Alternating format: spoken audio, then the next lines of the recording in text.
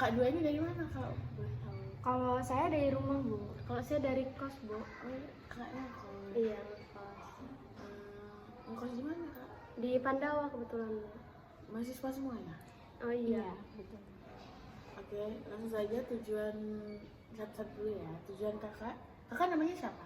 Oh, kalau saya namanya Intan. Kak? Oh, kalau nama saya Chani ya, Bu. Ya. Kakak Intan kesini tujuannya untuk apa ya? Jadi tujuan saya kesini sebenarnya saya tuh ingin melakukan konseling. Saya ingin membicarakan permasalahan yang sedang saya alami saat ini. Untuk kakak Chania sendiri? Nggak jauh beda dari Mbak Intan barusan ya, Bu. Saya juga ingin melakukan proses konseling karena saya memiliki permasalahan yang kayaknya nggak bisa saya selesaikan sendiri gitu, Bu. Baiklah. Untuk kakak Intan sendiri, apa sih yang masalah yang sedang kakak alami sampai kakak itu kesini mau konseling dengan saya, itu apa masalahnya? Jadi sebenarnya permasalahan saya ini karena nilai-nilai saya ya, Bu ya. Karena nilai-nilai saya ini akhir-akhir ini turun karena saya terlalu sibuk di organisasi. Jadi saya tidak bisa mengatur waktu saya antara kuliah dan antara organisasi. Gitu. Kalau kakak Chania? Kebetulan sama. Soalnya kami Kawan ya? Kawan, iya. Oh, begitu. Oke, baiklah. Sejak kapan, kalau boleh saya tahu, sejak kapan kalian itu menyadari kalau nilai kalian itu mulai turun, terus ini gara-gara organisasi nih, kayaknya gara-gara nilai saya turun itu mulai sadar. Kami mulai sadar tuh kayaknya semenjak kami semester 5 ini ya, Bu. Karena di semester 5 ini nilai kami, IP kami itu semakin turun, sedangkan dari semester yang sebelum-sebelumnya itu nggak pernah turun. Kebetulan kami masuk organisasi ini baru ya, Bu. Dan semenjak kami masuk ini nilai kami jadi turun. Jadi kami mikir kayaknya memang gara-gara organisasi ini dan nilai kami turun kayak gitu. Lagian juga kami baru ke organisasi ini, jadi masih ya aktif-aktifnya kayak kata Ibu. Organisasinya masih aktif-aktif, Iya. masih senang-senangnya gitu. Iya, Bu. Iya, jadi kami tidak bisa membagi waktu gitu antara mengerjakan tugas dan organisasi. Nah, jadi kalian merasa benar-benar kalau nilai kalian ini turun karena organisasi. Nah, terus apa sih yang membuat kalian semangat banget untuk mengikuti organisasi ini? Kalau saya pribadi mungkin karena saya memiliki banyak teman yang berbeda-beda dari. Jadinya senang ya teman-teman Iya. baru. Jadi kebetulan di sini saya kan termasuk orang introvert ya, Bu. Dan di organisasi tersebut saya merasa saya diterima, Bu. Makanya saya sekarang suka ada di organisasi tersebut. Karena saya juga di organisasi tersebut itu kayak ada peran gitu loh, Bu. Maksudnya di situ saya memiliki kayak peran yang lumayan penting lah. Di situ saya sebagai struktur di organisasi tersebut. Jadi begini, kalau menurut saya sendiri, kalian itu kurang untuk membagi waktu. Nah, kalian kayak karena kalian juga baru kan dengan organisasi ini, jadi kayak senang bener. Saya dulu belum pernah ngalamin begitu. Saya senang karena di organisasi itu bertemu dengan orang baru. Nah, habis itu semester 5 ini menurut saya juga semester yang sangat menentukan kan, nilainya tugas semakin menumpuk. Pokoknya menentukan kita kedepannya harus tetap, apalagi mau KKN kan. Nah, menurut saya kalian itu harus bisa membagi waktu gimana dengan tugas kalian dan dengan UKM itu.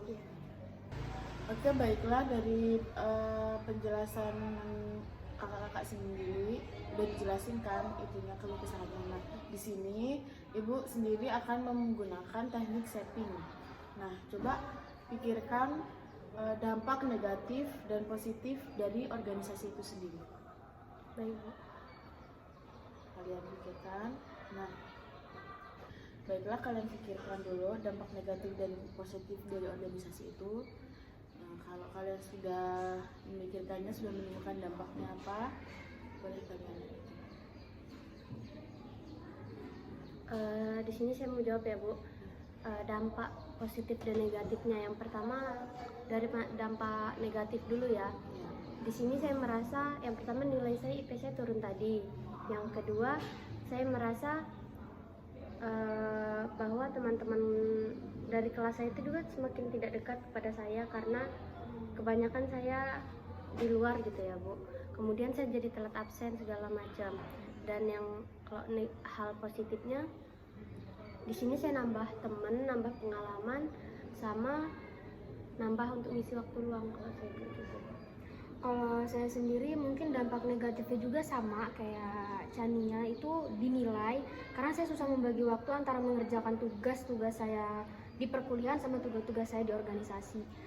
Tapi jika dampak positifnya yang saya dapat, saya mendapatkan teman-teman yang satu frekuensi dengan saya, satu pemikiran dengan saya. Soalnya kan kok teman-teman di kelas itu pasti berbeda-beda kan. Jadi di organisasi ini saya merasa saya mendapatkan teman yang benar-benar teman gitu. Oke, baiklah, setelah saya mengetahui penjelasan dari kalian dampak negatif dan dampak positifnya, lalu saya berpikir kalian itu membuat kayak sebuah lisan, sebuah jadwal. Nah, jadwalnya itu, di dalam jadwal itu kalian semisal bangun tidur itu kalian harus ngapa, habis itu kalian ngapa, sepulang kampus kalian ngapa, biar bisa teratur. Kayak jadwal kegiatan gitu. Nah, iya benar. Jadi kita itu bisa mengatur waktu kita, setelah ini kita ngapain, setelah ini kita ngapain. Jadi di dalam organisasi kita masih bisa aktif, di dalam tugas juga kita bisa tetap mengerjakan gitu. Mengerti? Ngerti. Akan saya coba di rumah. Itu bisa ditulis, bisa di print gitu ya tulisannya, biar kalian tuh ingat, oh jam segini. Jadi kalian juga harus ini bisa kayak apa, waktunya pokoknya harus tahu jam segini kita ngapain, jangan diulur-ulur, biar tugas sama UKM itu kita masih bisa tetap menjalankan. Sepertinya saya sudah menjelaskan, sudah memberikan masukan kepada kalian. Semoga kalian bisa menerimanya dengan baik. Apakah ada yang ingin ditanyakan? Kalau saya pribadi cukup paham dengan ini. Saya juga sudah cukup paham dan mengerti dari masukan Ibu tadi, tapi di sini saya ingin berterima kasih kepada Ibu sudah mau mendengarkan keluh kesah kami, sudah mau memberi saran, solusi, masukan untuk masalah kami ini.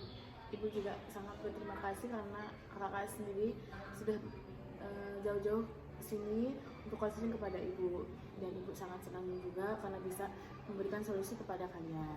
Semoga kedepannya kalian bisa lebih baik lagi ya, bisa mengatur waktu lagi ya. Baik. Semangat ya. Iya.